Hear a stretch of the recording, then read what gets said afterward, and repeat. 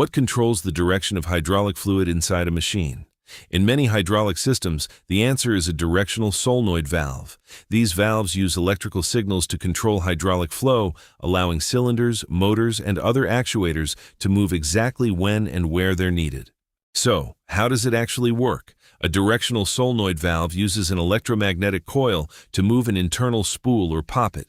When the coil is energized, it creates a magnetic field that shifts the valve internally. This changes the flow path of the hydraulic fluid. Simply put, an electrical signal tells the valve where the hydraulic fluid should go. That makes it possible to control hydraulic equipment remotely, automatically, or with the push of a button. Before choosing a directional solenoid valve, check 5 important things: flow capacity, pressure rating, voltage, port size, and mounting requirements. Getting these specifications right helps ensure reliable hydraulic system performance.